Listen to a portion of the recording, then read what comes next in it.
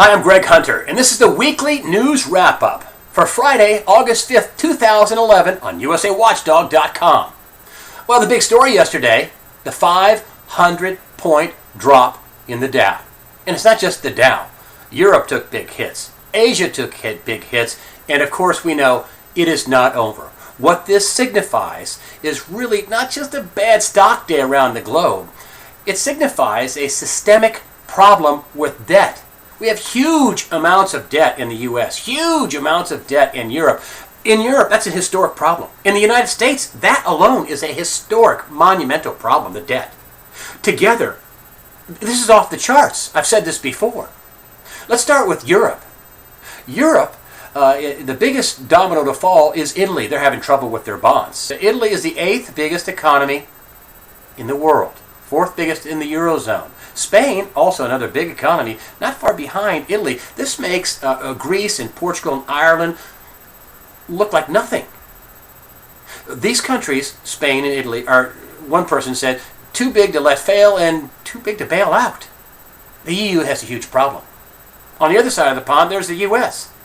The U.S. just added $2.4 trillion that will be burned up between now and the election of 2012. Now, some people, like Peter Schiff, says, we're not going to make it to 2012. The economy's going to be so bad that $2.4 trillion will be used up. And lo and behold, you know what came out yesterday? A story in the Washington Times that said that the first tranche of debt, $400 billion, $239 billion, used up in a day, 60%. Peter Schiff at Euro Pacific Capital may be right. Bill Gross over at PIMCO says if the economy can just stay above stall speed, 1 or 2% growth, well, that's a pipe dream. The real numbers, according to John Williams of ShadowStats.com, first quarter, we had negative growth by a little more than 2%. Second quarter, we had negative growth by a little less than 3%. The economy is tanking. Challenger Gray and Christmas, the jobs people, came out this week and said announced layoffs from June to July up an eye-popping 60%. The economy is tanking.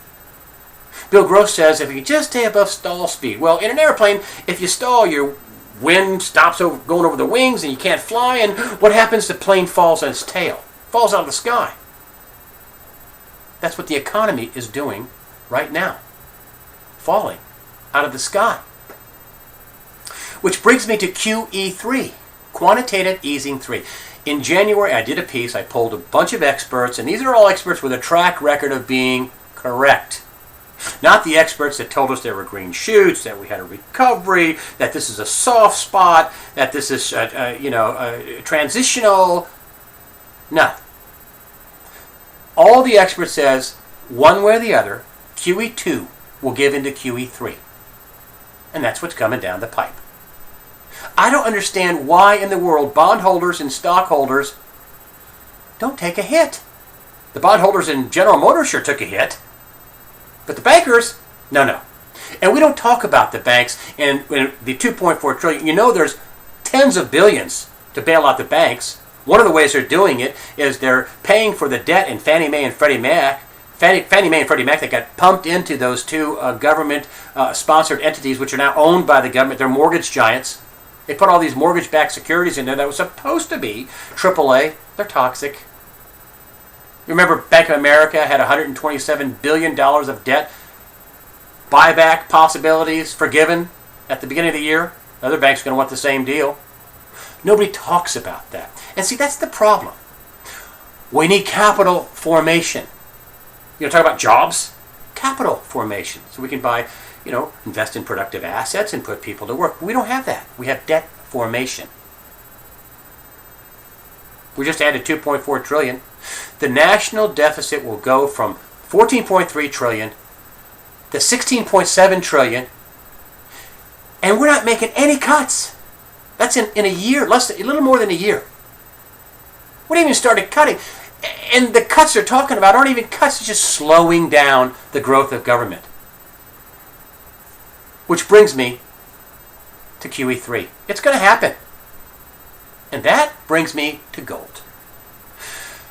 The financial talking heads today were saying, the gold trade is over. Forget the gold trade. Silver's down. Don't buy it. It's terrible. It's a terrible trade. Things like that. I wouldn't touch it.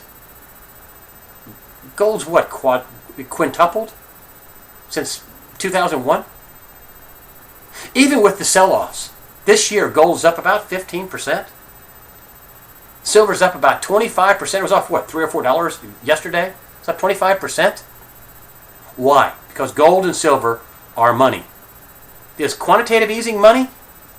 It's all going to get down to one central question, folks. Really, it's going to boil down to one question. What is money?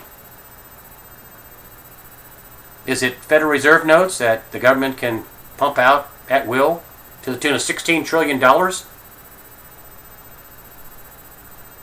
Is it the euro, where they're going to bail out the Italian and Spanish and Irish and Greek and Portuguese banks? And wonder how long it'll take to add the UK and France to that list. We shall see. Gold and silver are going to go up for a long time to come, because they're going to keep printing money until they run out of trees. That's the way I see it. I'm Greg Hunter.